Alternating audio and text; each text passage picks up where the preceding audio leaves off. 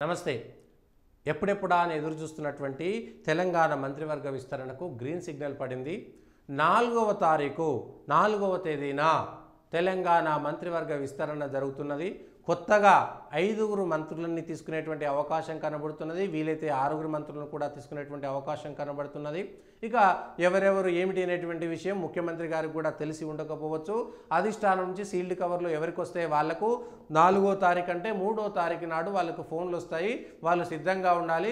సహజంగా ప్రాబబుల్స్ ఎవరున్నారో వాళ్ళు అన్నిటికీ సిద్ధంగా ఉంటారు. ఇది ప్రత్యేకంగా నామినేషన్లు వేసి అఫిడవిట్లు తయారు చేసేది ఏం లేదు కాబట్టి ఫోన్ చేస్తే వెళ్ళి ప్రమాణ స్వీకారం చేయడమే.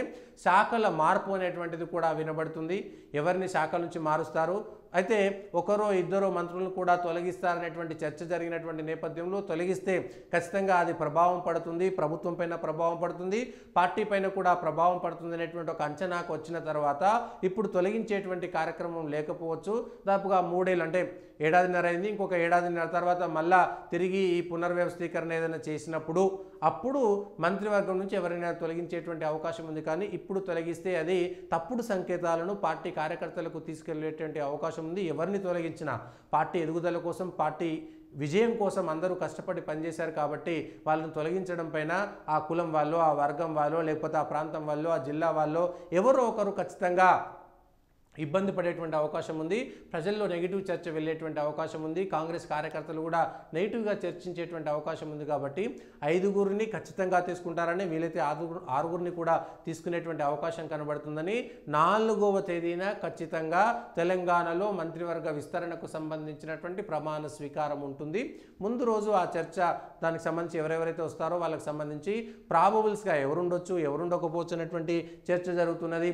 రాజగోపాల్ రెడ్డి నాకు వస్తుందనేటువంటి ధీమా ఒకటి వ్యక్తం చేస్తున్నారు. ఒక ఎస్టీ లంబాడకి ఇవ్వాలని బాలు నాయక్ వెళ్ళి ప్రయత్నం చేసుకుంటున్నారు. అది కాకుండా రాజగోపాల్ రెడ్డి ఇద్దరు ఒకే ఇంట్లో ఉంటే ఎట్లా అనేటువంటిది, ఉత్తమ్ కుమార్ రెడ్డి భార్య పద్మావతి రెడ్డి కూడా మంత్రివర్గమా లేదంటే డిప్యూటీ స్పీకర్ అవసరమా అనేటువంటిది ఒకటి ఉంది. కులాలకు సంబంధించినటువంటి సోషల్ ఇంజనీరింగ్ కూడా చేయాల్సినటువంటి అవసరం ఉంది. రంగారెడ్డి జిల్లాకు ప్రాతినిధ్యం లేదు, లేదంటే ఆదిలాబాద్ జిల్లాకు ప్రాతినిధ్యం లేదు. మాదిగా మాల సామాజిక వర్గాల నుంచి ఎవరిని తీసుకోవాల్సినటువంటి అవసరం ఉంటుంది. రంగారెడ్డి నిజామాబాద్ జిల్లా నుంచి ఎవరిని తీసుకోవాల్సినటువంటి అవసరం ఉంటుంది. రంగారెడ్డిలో ఎవరిని తీసుకుంటే మళ్ళీ రెడ్డి సామాజిక వర్గమే పెరుగుతుందా? ఒకవేళ బీసీలకు సరైనటువంటి ప్రాతినిధ్యం లేకపోతే బీసీలకు ఎటువంటి మెసేజ్ ఇవ్వాలి?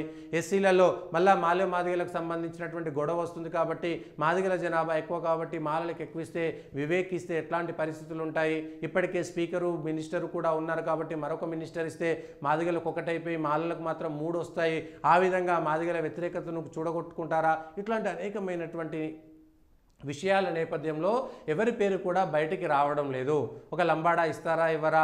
బీసీలలో ఈ వాకాటి శ్రీహరికి ఇస్తారా? ముదిరాజు సామాజిక వర్గానికి ప్రామిస్ చేసినట్టుగా ఒకటి ఇస్తారా? ముదిరాజుకి ఇస్తే మున్నూరు కాపుకి ఎందుకు ఇవ్వరని పద్మశాలిని తీసేస్తారా? పద్మశాలిని మళ్ళీ చేస్తారా? యాదవ సామాజిక వర్గానికి ఎందుకు ఇవ్వలేదు అనేటువంటి ఒక గొడవ వస్తుంది కాబట్టి వాళ్ళకి ఎవరికి ఇవ్వాలి? ఇవన్నీ కూడా ఇప్పుడు కత్తి మీది సాము లాంటివే. వచ్చిన దాంట్లో కొందరు సంతృప్తిగా ఉంటారు, కొంత సంతోషంగా ఉంటారు. రానటువంటి వాళ్ళ పరిస్థితి ఏమిటి? ఇప్పుడు బీసీ ఉద్యమాలు, ఎస్సీ ఉద్యమాలు తెలంగాణలో హాట్ టాపిక్గా ఉన్నటువంటి నేపథ్యంలో ఈ మంత్రివర్గ విస్తరణ తర్వాత కాంగ్రెస్ తన కడుపులో కత్తులతో పొడుచుకుంటుందా, లేదంటే ప్రతిపక్షాలపైన పైచేయి సాధించగలుగుతుందా? ముఖ్యమంత్రి పైచేయి సాధించగలుగుతారా?